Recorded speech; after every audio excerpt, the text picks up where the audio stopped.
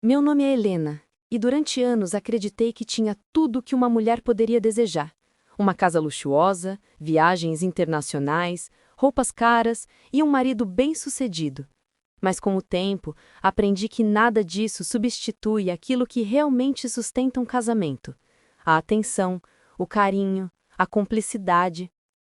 Roberto, meu marido, é um homem ambicioso. Sócio de uma das maiores construtoras da cidade, sempre teve os olhos voltados para os negócios.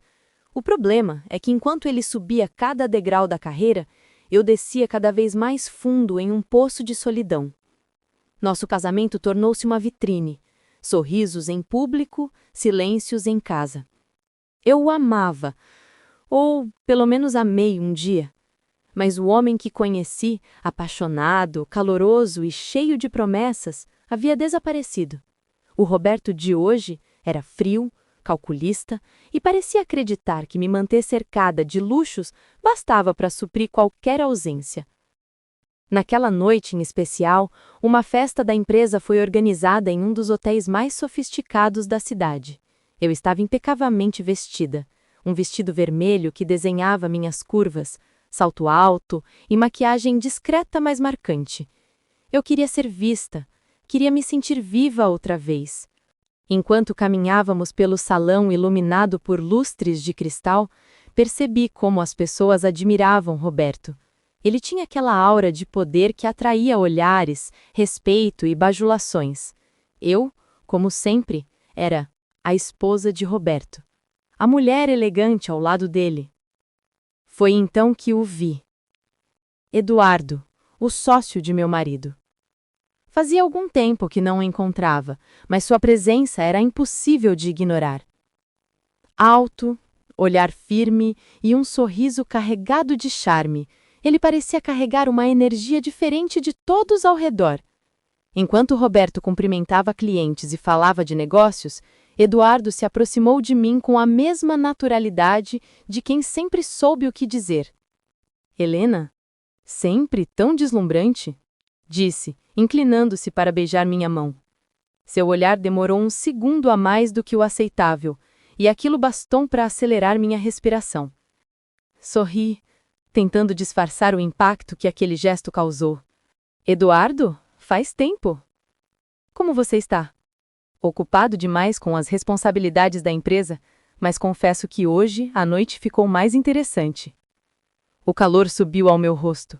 Não lembrava da última vez que alguém me elogiara daquela forma, com tanto interesse, sem a pressa ou o desdém que Roberto usava em cada palavra. Ao longo da noite, Eduardo permaneceu por perto. Entre uma conversa e outra, ele fazia comentários sutis, olhares que falavam mais do que qualquer frase ensaiada. Eu sabia que estava errado me sentir daquela forma, mas era impossível ignorar. Pela primeira vez em muito tempo, eu me sentia desejada. Quando Roberto subiu ao palco para fazer um discurso sobre os novos investimentos da empresa, Eduardo se inclinou na minha direção e sussurrou: "Você parece sozinha demais para alguém que tem tudo." Aquelas palavras ecoaram dentro de mim como um sussurro proibido. Eu deveria ter me afastado, me ofendido, mas em vez disso, senti uma estranha vontade de confessar. Ele tinha razão, eu estava sozinha. O resto da festa passou como um borrão. Eu ouvia aplausos, brindes e risadas, mas minha mente estava dividida entre a culpa e a excitação. Ao final, quando nos despedimos, Eduardo segurou minha mão mais uma vez e disse: "Espero que possamos conversar com mais calma em breve." Havia promessa naquele olhar, um convite silencioso para atravessar a linha que separava o certo do proibido. Naquela noite, ao voltar para casa ao lado de Roberto, que só falava sobre projeções financeiras e reuniões futuras, percebi que algo em mim havia despertado. Eduardo tinha plantado uma semente, e eu já sabia, no fundo, que seria impossível ignorar o que começava a nascer. Na manhã seguinte à festa, acordei com a sensação de que algo havia mudado. Roberto já havia saído cedo para o escritório, como de costume, e a cama ao meu lado permanecia fria. Caminhei até a varanda da nossa cobertura e fiquei olhando a cidade que se movia em ritmo acelerado, como se nada tivesse acontecido na noite anterior. Mas dentro de mim, tudo estava diferente. As palavras de Eduardo ecoavam em minha mente. Você parece sozinha demais para alguém que tem tudo. Eu tentava afastá-las, mas era impossível. Era como se ele tivesse colocado um espelho diante de mim, revelando a verdade que eu evitava enxergar. Passei o dia tentando me ocupar. Fiz compras, visitei minha mãe, organizei armários que já estavam em ordem. Nada apagava a lembrança daquele olhar, daquele sorriso que parecia ter me despido em meio a dezenas de convidados. À noite, enquanto lia um livro na sala, ouvi meu celular vibrar. Era uma mensagem. Helena, espero que seu dia tenha sido mais leve que o meu. Precisamos conversar com calma. Posso te encontrar amanhã? Assinava Eduardo. Meu coração disparou. Eu deveria apagar aquela mensagem e ignorá-la, fingir que nada tinha acontecido, mas meus dedos teimaram em escrever. Onde? Poucos segundos depois, ele respondeu. No café, ao lado da empresa, 12h. Fiquei encarando a tela iluminada, sentindo a adrenalina correr pelas veias. Eu estava prestes a atravessar uma linha da qual não haveria volta. Na manhã seguinte, vesti um vestido discreto, soltei os cabelos e tentei me convencer de que era apenas um encontro inocente. Mas quando cheguei ao café e o vi sentado, de terno impecável, com aquele olhar que parecia guardar segredos, percebi que não havia nada de inocente ali. Helena, disse ele, levantando-se para puxar minha cadeira. Obrigado por ter vindo. Sentei-me em silêncio, tentando manter a compostura. Ele pediu 2 cafés, como se já soubesse exatamente o que eu tomava. Ontem, quando a vi, percebi algo em você. Um brilho que insiste em se apagar. Você não merece viver assim. Eduardo, eu sou casada com seu sócio e melhor amigo, você sabe disso. Retruquei, embora minha voz não tivesse a firmeza que eu gostaria. Ele sorriu de canto, como se já esperasse aquela resposta. Eu sei, mas também sei que você não é feliz. Eu só quero que pense em você, pelo menos uma vez.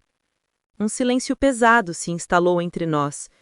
Eu mexia nervosamente na colher, tentando desviar os olhos. Eduardo não precisava dizer mais nada. Seu olhar fazia o trabalho sozinho. Foi então que senti uma pontada de lucidez. Respirei fundo e disse: acho melhor eu ir. Levantei-me, mas antes que eu pudesse dar um passo, ele segurou meu braço com delicadeza. Não precisa decidir nada agora. Só aceite meu convite para jantar. Uma conversa, nada mais. A promessa parecia inofensiva, mas a maneira como ele pronunciou nada mais soava carregada de intenções. Voltei para casa confusa, com a sensação de estar prestes a amercar em águas perigosas. À noite, enquanto lia um livro na sala, Roberto mal percebeu minha presença. Falava sobre negócios, contratos e viagens, como se eu fosse parte da decoração da sala. Deitei-me na cama e fiquei olhando o teto, pensando em como a minha vida havia se tornado previsível, sem emoção. Eduardo representava exatamente o contrário. Risco, desejo, intensidade. E talvez fosse isso que me atraísse tanto. Enquanto tentava dormir, me peguei lembrando das histórias de romance proibido que tantas vezes ouvi em silêncio como se fossem apenas ficção. E pensei, quantas mulheres, assim como eu, não se veem presas em relacionamentos de fachada, desejando uma fuga? É por isso que tantas buscam lugares como o café e romance, onde podem se perder em segredos e paixões que a vida real insiste em negar. Fechei os olhos e, quase sem perceber, sorri. Eu já sabia a resposta que daria a Eduardo. Na manhã seguinte, acordei com a mente tomada por uma decisão que já parecia inevitável. Durante o café, Roberto falava ao telefone sobre investimentos, mal percebendo minha presença. Eu, por outro lado, não conseguia pensar em nada além de Eduardo e do convite para jantar. Passei o dia em um misto de ansiedade e culpa. O relógio parecia correr e arrastar ao mesmo tempo. Troquei de roupa 3 vezes antes de decidir por um vestido preto simples, elegante, mas que realçava minhas curvas. Quando me olhei no espelho, vi uma mulher que não lembrava há tempos, vibrante, ansiosa, com o coração pulsando forte. Eduardo me esperava em um restaurante reservado, daqueles em que a penumbra parecia conivente com segredos. Assim que entrei, nossos olhares se encontraram, e foi como se o ar rareasse. Pensei que fosse desistir, disse ele, levantando-se para me receber. Eu também pensei, respondi, sentando-me diante dele. Mas estou aqui. O garçom trouxe vinho e brindamos em silêncio. Eduardo não apressava a nada. Seu olhar falava mais do que suas palavras, e cada gesto parecia calculado para me envolver. Ele perguntava sobre mim, sobre meus sonhos, sobre o que eu sentia. Coisas que Roberto não se lembrava de questionar há anos. Você merece ser ouvida, Helena, disse ele, segurando minha mão sobre a mesa. Não como a esposa de Roberto, mas como a mulher incrível que é. Um arrepio percorreu meu corpo. Eu deveria recuar, mas em vez disso, deixei minha mão ali, presa entre a dele. Após o jantar, Eduardo me levou até o carro. A noite estava fria e ele tirou o paletó para colocar em meus ombros. O gesto foi tão íntimo que meu corpo reagiu antes da razão. Quando nossos rostos ficaram a centímetros de distância, fechei os olhos. O beijo aconteceu como uma explosão contida por tempo demais. Lábios ávidos, respiração entrecortada, uma chama que incendiava tudo em volta. Eu me afastei, assustada com minha própria entrega. Isso não pode acontecer, murmurei, tentando recuperar o fôlego. Já aconteceu, Helena, respondeu ele, firme, como se tivesse acabado de ganhar uma batalha. Nos dias seguintes, inventei desculpas para sair de casa. Almoços, idas ao spa, compromissos sociais. Qualquer pretexto servia para encontrar Eduardo em encontros cada vez mais intensos. O que começou como jantares se transformou em tardes em hotéis discretos onde o desejo explodia sem reservas. Ele me fazia sentir viva, desejada, única. Cada toque parecia apagar anos de silêncio e frieza. Ao lado dele, eu me esquecia de quem era esposa fiel, mulher discreta, sombra de um homem poderoso. Mas a cada encontro, crescia também o peso da culpa. Eu voltava para casa e olhava para Roberto, sempre absorto nos seus papéis, e me perguntava se ele desconfiava.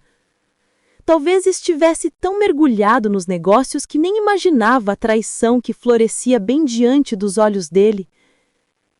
Certa tarde, após mais um encontro, Eduardo segurou meu rosto entre as mãos e disse: Eu não quero mais esconder, Helena. Você merece mais do que migalhas roubadas no escuro. Meu coração disparou. Mas o Roberto, ele é seu sócio, seu amigo. É justamente por isso que eu sei quem ele é de verdade. Para ele, você é apenas parte da vitrine. Para mim, você é a joia mais preciosa. Suas palavras me atingiram como veneno e remédio ao mesmo tempo. Parte de mim queria acreditar, mergulhar de vez naquela paixão. Outra parte temia o que poderia acontecer se a verdade viesse à tona. Naquela noite, enquanto me despia diante do espelho, toquei meus lábios, ainda marcados pelos beijos de Eduardo. Pela primeira vez em anos, vi nos meus olhos algo que havia desaparecido. Fogo. Eu estava jogando um jogo perigoso. E, no fundo, sabia que ninguém sairia ileso. O jogo de sedução que Eduardo e eu havíamos iniciado já não era apenas um segredo. Era uma realidade pulsante, algo que crescia a cada encontro e que, inevitavelmente, começaria a deixar rastros. Eu tentava me convencer de que estava sendo cuidadosa, mas no fundo sabia que nenhum segredo permanece enterrado para sempre. Certa manhã, ao acordar, encontrei meu celular sobre a mesa de cabeceira. Mas havia algo estranho, uma mensagem anônima. O número era desconhecido e o conteúdo perturbador. Belo jantar na terça-feira. Cuidado para não se queimar, Helena. Meu sangue gelou. Quem poderia ter mandado aquilo? Eduardo? Não, não fazia sentido. Algum amigo de Roberto? Um funcionário da empresa? A sensação de estar sendo observada me sufocou. Passei o dia inquieta, evitando até olhar nos olhos de Roberto. Ele parecia imerso nos negócios, como sempre, mas a paranoia não me deixava em paz. Será que ele já sabia? Mais tarde, em um dos encontros com Eduardo, mostrei a mensagem. Ele a leu com calma, depois levantou o olhar para mim. Isso só confirma o que eu já sabia, disse ele sério. Há pessoas interessadas em destruir o que temos. O que temos? Repeti, nervosa. Eduardo, não se trata só de nós. Isso pode acabar com o casamento, com a sociedade, com tudo. Ele se aproximou, segurando meu queixo para que eu encarasse. Helena, já estamos em um caminho sem volta. A questão não é se vamos ser descobertos, mas quando. Suas palavras me deram um arrepio, mas também uma estranha sensação de libertação. Parte de mim já não se importava. Talvez fosse até um alívio que a verdade viesse à tona. Naquela semana, mais mensagens chegaram, algumas com descrições do que eu vestia ao sair de casa, outras insinuando encontros secretos. O tom se tornou ameaçador. Segredos têm preço, e o seu pode ser muito alto. Mostrei a Eduardo novamente. Ele estreitou os olhos, pensativo. Alguém dentro da empresa. Alguém que nos viu. E se for o Roberto? Perguntei, sentindo o coração quase saltar do peito. Eduardo suspirou. Se fosse o Roberto, não haveria mensagens anônimas, haveria confronto. A ideia fazia sentido, mas não me tranquilizava. A cada toque do celular, meu corpo inteiro estremecia.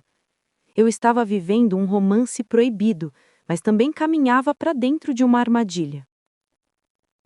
Uma noite, durante um jantar em casa, percebi que Roberto me observava com mais atenção do que o normal.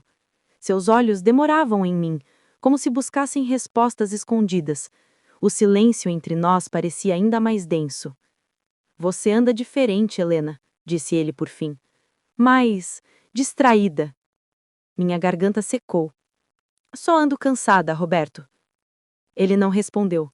Apenas sorriu de canto, um sorriso frio, e voltou a cortar a carne no prato. Foi nesse momento que percebi.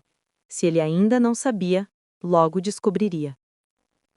Na saída do restaurante em que Eduardo e eu costumávamos nos encontrar, recebi mais uma mensagem. Dessa vez, a ameaça foi direta. Pague para que o seu segredo permaneça guardado, senão, todos saberão quem você realmente é. Mostrei a Eduardo e ele cerrou os punhos. Isso é chantagem. Alguém está nos usando. Senti um calafrio. O que vamos fazer?